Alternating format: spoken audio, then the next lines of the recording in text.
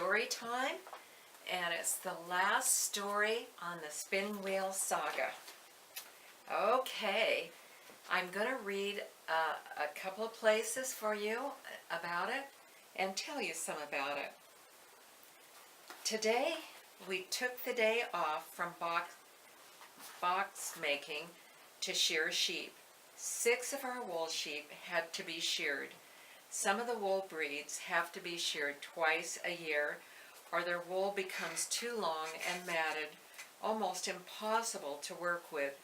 Each time we shear it, it is easier as we become more experienced and efficient. However, we still know we have been working when it's finished. Jemima, Nina May, and Ruby B were among the shearing group. Look, Tom, hasn't she got a gorgeous fleece? Feel it. Her prime wool. No wonder it looks lustrous and feels good. Most of the wool I spin is prime wool. I'm able to select the best of the wool to spin, a privilege of being the shepherd. Mary had a little lamb whose fleece was best for spinning.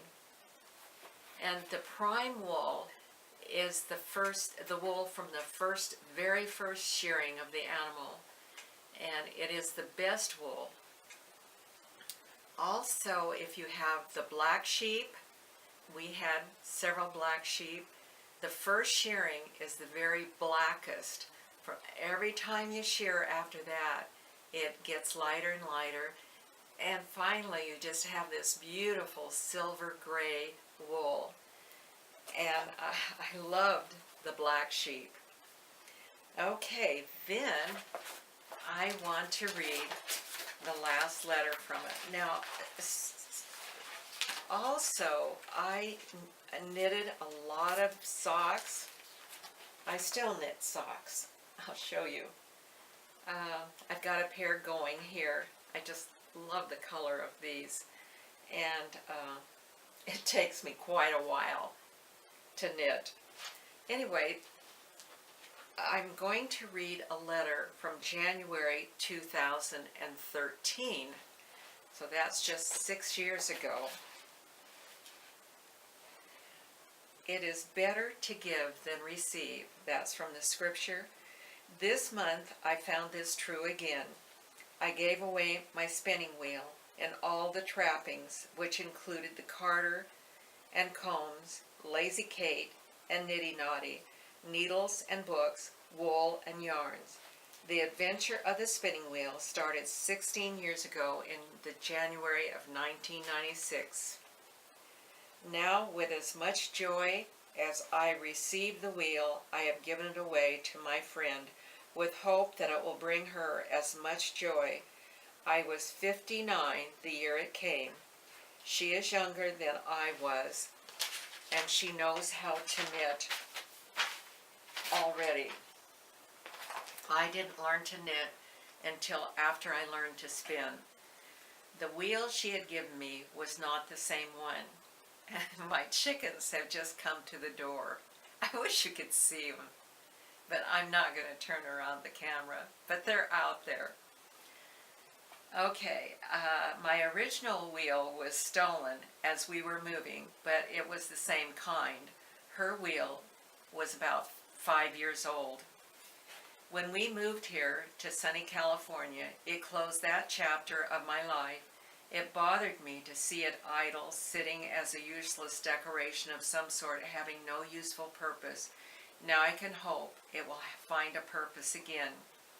The woman I gave it to, I'd known all of her married life, and her husband I'd known since he was a little boy. He was in the 3rd grade, I think, when I first met him. And they had been missionaries to Papua New Guinea. They were on furlough and staying in Missouri, and she got bit by a tick and contacted Lyme's disease, and so that ended that chapter of their life, and now they reside in Montana. And this is the first year that I ever thought I would like a spinning wheel again. But as I looked them up, I was shocked how high they have gotten. and decided that it was not the thing to do at this age.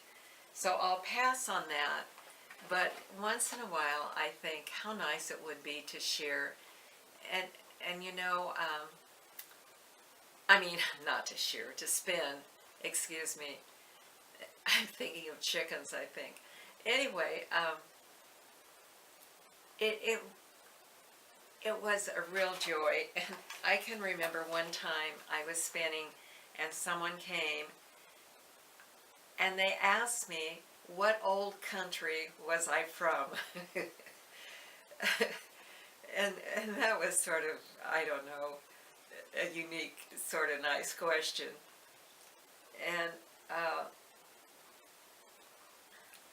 one of the things I talked about knitting socks. Well, I had a pair of socks that went to Russia one winter and kept the owner's feet quite warm in the Russian Moscow winter.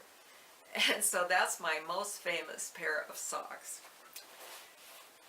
And that now is the end of the saga of the spinning wheel.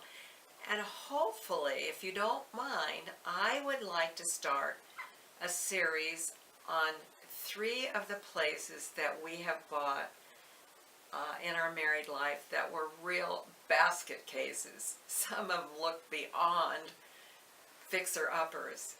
And so I just want to tell you about those homes, those places, and that time of our life.